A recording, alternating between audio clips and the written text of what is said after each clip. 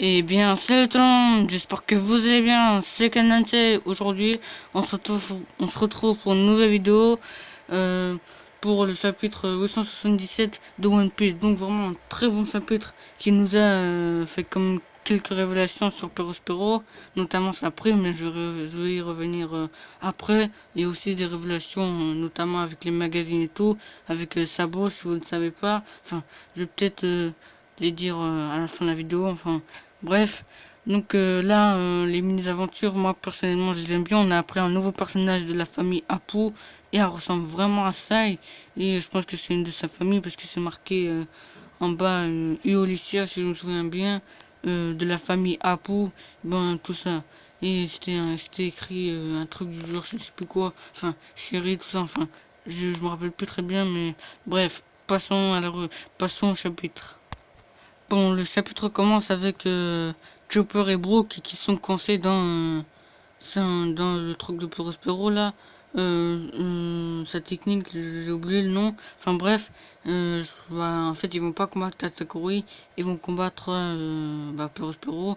Et en fait, voilà, je me souviens de la technique. Je crois que pendant 3 minutes, s'il s'enlève pas de son truc là qui s'est coincé, enfin où il est Chopper, et ben il va se transformer, il va devenir un bonbon.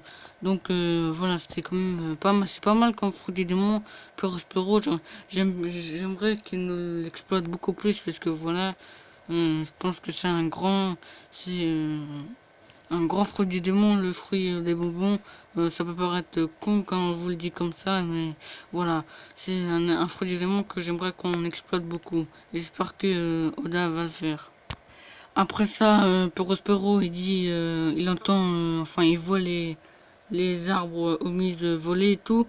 Et il dit, ah, c'est maman, tout ça. Et Katakuri, il lui redit, non, fais attention, si maman revient ici et qu'elle n'a pas encore le gâteau, et ben, elle va te tuer, quoi, elle va t'enlever ton âme. Katakuri lui rappelle ça, elle a fait, ah, enfin, Prospero il fait ah pardon, là j'ai fait elle pardon. Enfin, une catégorie il a fait ah tout ça il a commencé à paniquer. Là on voit que Luffy, Jinbe, Nami, Carotte et Pedro ils sont en train de fuir face à Big Mom. Et personnellement j'ai je voulais je voulais pas que ce soit Big Mom qui l'écorce totalement parce que la dernière fois on avait vu un gars avec une tête de citrouille et tout là. J'aurais aimé que le combat continue un peu plus. Enfin même si on avait vu qu'il avait fait le combat Pedro, enfin il était interrompu par Big Mom. J'aurais aimé que il y aurait d'autres membres de la famille. Je pense que c'est des membres de la famille Big Mom, enfin famille Charlotte. Et Hum, j'aurais aimé que ça continue. Bon, après, si ça dure trop longtemps, là, je pense que c'est vraiment le bon moment pour que ils partent de l'île. Je pense que dans deux trois chapitres, ça va être bon, je crois. Donc voilà. Ensuite, Perospero qui utilise une attaque, enfin, une sorte de bouclier qui s'appelle Candy Maiden. Je sais plus, ça faisait référence à quel bonbon quoi. Enfin bref, il a une tête de bouddhiste aussi, hein, vous pouvez voir. Enfin bref, ben, ça c'est pour barrer le chemin au Mugiwara et enfin au Mugiwara pardon. Et le fait d'utiliser le Red Hawk, ça transperce le Candy Maiden de Prospero. Et après, donc tout le monde est choqué. Enfin Prospero et Jinbe ils sont choqués. Moi aussi ça m'a choqué que Jinbe soit choqué et Prospero aussi. Je pensais qu'il savait qu'avec le qui on pouvait produire des éléments comme je l'avais dit dans ma théorie. Hmm, je pense, je suis choqué de ça. Enfin, ça se trouve, je sais pas, ça se trouve c'est un grand secret que Rayleigh ne dit à pas beaucoup de gens. Il l'a dit à Luffy parce que voilà, il considérait que c'était un peu l'avenir de la piraterie, le nouveau Goldie Roger. Enfin bref, et là on a le droit à une altercation entre eux, enfin une altercation entre deux coups vraiment très puissants. Euh, le Red Hawk de Luffy face à un coup de poing du Mochi Mochi no Mi de Katakuri avec du haki sûrement. En fait, le fruit du démon de Katakuri, comme l'a dit Nami ou Carrot, et ben, il ressemble beaucoup à celui de Luffy. Et elle a bien raison, parce qu'il peut étirer ses membres et tout.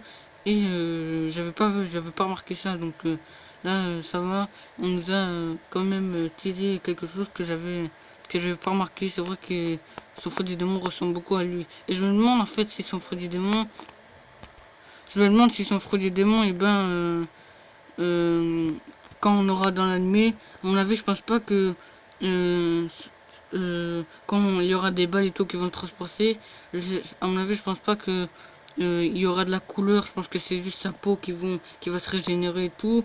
Mais bon, après, je pense que ça fait de la couleur parce qu'il y a beaucoup de couleurs avec crackers et tout. Donc, je pense que ça va être soit violet ou soit vert pour le mochi de Katakuri. Donc voilà, je pense qu'on va avoir un fight dans le prochain chapitre.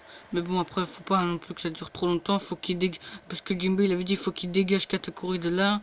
Et je pense qu'il va réussir. Bon, il y avait aussi quelque chose que Pedro nous dit, c'est en fait, il pense que Luffy, ben, on le savait déjà plus longtemps, et c'est que maintenant qu'il s'en rend compte que Luffy c'est vraiment le gars qui, euh, c'est vraiment l'homme qui peut rouvrir Wano Kuni, enfin qui peut sauver le clan Kozuki et tout. Donc, c'est que maintenant qu'il s'en rend compte, on peut voir qu'il n'avait pas une énorme confiance envers les Mugiwara, mais il les accompagnait quand même. Donc là, on peut voir que Pedro il a vraiment la confiance, et après, du coup, il va se sacrifier. Donc, après ça, il y a Perospero qui, bah, enfin, les Mugiwara sont sur le point de fuir parce que Nami a dit à Jinbe, si je me souviens, ou à Carol, je sais plus, que le Sunny peut faire un coup, enfin, il peut voler, enfin, il peut faire le coup de burst. Il dit qu'il peut voler, qu'il peut se dégager jusqu'à 1 kilomètre. Donc, ils veulent faire ça, je pense qu'ils vont réussir. Mais pour Sporo transforme la mer en bonbon, enfin, en bonbon collant. Et derrière, ce que j'ai bien aimé, c'était voilà, c'était les bateaux faits de bonbons et tout qui sont vraiment pas mal, je trouve, et qui m'a beaucoup fait plaisir aussi, qui m'a fait rire. Et ça, j'aime bien les bateaux comme ça et tout, qui sont bien enfin, caractéristiquement, sont pas des bateaux comme on pourrait voir des bateaux de pirates normales. J'aime bien quand c'est des bateaux un peu comme le Moby Dick ou, euh, ou des, je sais pas moi, des trucs comme, bah, comme ce bateau-là, par exemple, ou comme celui de Mama, là, qui avait confronté Brooke à Sanji et tout, là. Euh, Ceux-là, j'aimais bien.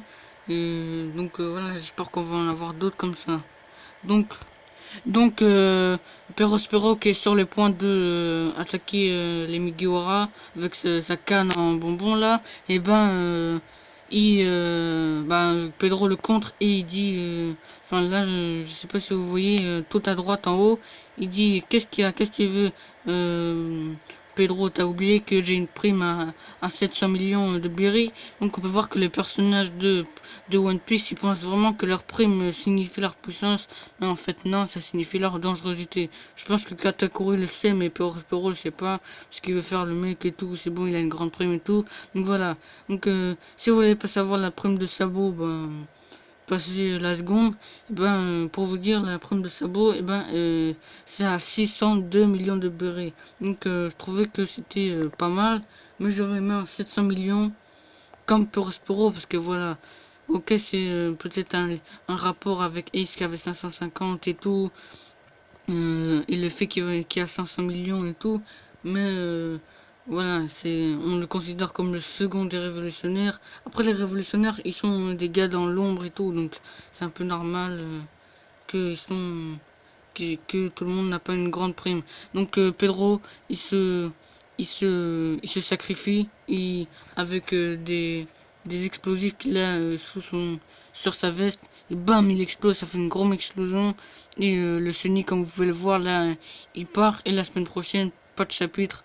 Parce que avant, je pense que Oda il a beaucoup de choses à faire. Donc je préfère que Oda, personnellement, je préfère que Oda il soit tranquille enfin, qu'il soit pas malade, qu'il soit, je préfère, j'ai pas envie qu'on nous sorte que Oda soit mort, soit de fatigue ou de la maladie là avec des doigts, ou tout, que quand on dessine trop, je sais pas, au Japon, il y a une maladie, comme quoi quand tu dessines trop, et ben tu peux mourir et tout. Euh, je, je préfère que Oda se repose, qu'il fasse plein de pauses, qu'on nous annonce qu'Oda est mort, tout ça. Personnellement, je préfère qu'il fasse carrément plein de pauses. C'est ça pour lui, parce que pour les 20 ans, il a vraiment beaucoup de choses à faire. Il n'a pas beaucoup d'heures à dormir et tout. Donc voilà. Donc, parce que moi, je connais beaucoup de gens qui disent pourquoi maintenant il y a trop de pauses et tout. Parce qu'avant, c'était trois chapitres, une pause ou dans un mois il y avait une pause. Bon là c'est la 20e année, Oda il prépare plein de trucs et tout. Donc voilà. Donc là quand je vais revenir au chapitre, bref, eh ben on peut voir le Sonic qui est dégagé. Je pense que là ça va être le bon moment pour que le Sonic fasse le coup de burst dans le prochain chapitre. Et après je pense qu'on va se concentrer sur Dufeld et tout.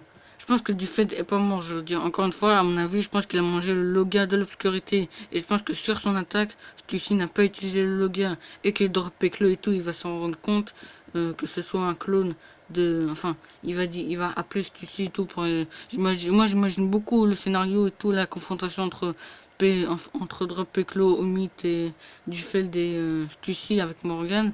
J'imagine beaucoup là, le scénario. Enfin, la confrontation. Donc j'ai vraiment envie que ça se passe comme je le pense. Après on peut pas avoir tout ce qu'on veut non plus. Mais à mon avis je pense pas que Dufeld il est mort comme ça. Déjà les morts dans One Piece où ce sont des personnages importants parce que Dufeld c'est un personnage important. Enfin important. Il n'est pas important pour tout One Piece hein. Mais voilà, c'est quand même le dirigeant de la pègre et tout. Donc voilà, il a quand même une grande importance. Donc bref, et ben Dufeld, à mon avis, je pense qu'il est pas mort. Je pense que c'est un clone d'obscurité et tout, et qui va confronter Stussy. Il va dire ah tu ne connais pas mon frère du démon et tout ça. Donc je pense que ça va être ça. Et voilà. Et qu'est-ce que je voulais dire aussi? Ça m'arrive beaucoup aussi d'oublier. Là, putain, j'ai oublié. Comme dans la review précédemment. Attends, qu'est-ce que je voulais dire? Ah oui, voilà, c'était. Donc voilà, je pense que Dufeld, il va... enfin, non, c'est Pedro, je pense qu'il est pas mort. Parce que on nous utilise un Pedro tout qui va mourir comme ça. Et je pense qu'on va le voir, par exemple, je sais pas, un Luffy ou un Zoro qui va être en mauvaise posture sur le point de mourir. Et là, t'as quand le Pedro qui arrive et tout, qui les sauve. Je vois bien une action comme ça. Après, t'as un Pedro vraiment charismatique qui est de retour et tout. Et je vois vraiment cette action comme ça. Et je pense que ça va vraiment se passer comme ça et que ma prédiction elle va se réaliser. Parce que les morts dans One Piece, ils sont vraiment marquantes. Celle de Ace, elle était vraiment marquante. Celle de Barbe Blanche aussi. Vous avez vu comment il est mort et tout. Et un gars comme Pedro qui est comme assez important, il meurt comme ça avec une explosion. Non, moi je peux pas accepter ça. Donc voilà. Je pense que Pedro, il est pas mort. Je pense que pour le prochain, ça va être les Mugiwara qui vont partir. Et dans deux chapitres, je pense que on va se concentrer sur Dufeld et tout. Donc voilà. Donc dites-moi si le chapitre vous a plu. Personnellement, moi il m'a plu. Ah oui, j'ai oublié de vous dire que la prime de Perosporo est à 700 millions. Je sais pas si je l'ai dit. Enfin bref, je pense que je l'ai dit quoi. Et euh, voilà. Aussi, ça m'étonne pas que Perosporo il ait une prime aussi élevée parce que c'est le fils aîné de la famille. Et comme je l'ai dit, je pense que Strossen est le premier mari de Big Mom et c'est le père de Perosporo, je pense cela. Donc voilà, bref. Donc dites-moi si vous avez aimé le chapitre. Moi personnellement, il m'a beaucoup plu. Et voilà. Donc dites-moi si le chapitre vous a plu. Euh, ne vous inquiétez pas pour les vidéos One Piece. En fait, les théories, je les sortirai soit demain ou soit après-demain. Je verrai selon mon emploi du temps parce que je finis assez tard quand même. Même si je finis tôt le matin, je finis je vais pas vous raconter tout mon emploi du temps. Enfin bref, je finis souvent vers 17h tout ça, enfin 18h et tout, enfin 17h30 et tout. Donc voilà, j'aurai pas trop le temps, mais pour demain, je pense que ça va être mieux parce que j'aurai plus le temps libre toute l'après-midi, tout ça. Enfin bref, Donc voilà, j'espère que cette vidéo vous aura plu. Mets un like si tu as aimé la vidéo. Abonne-toi si ce n'est pas déjà fait. On se dit à la prochaine. Allez, salut!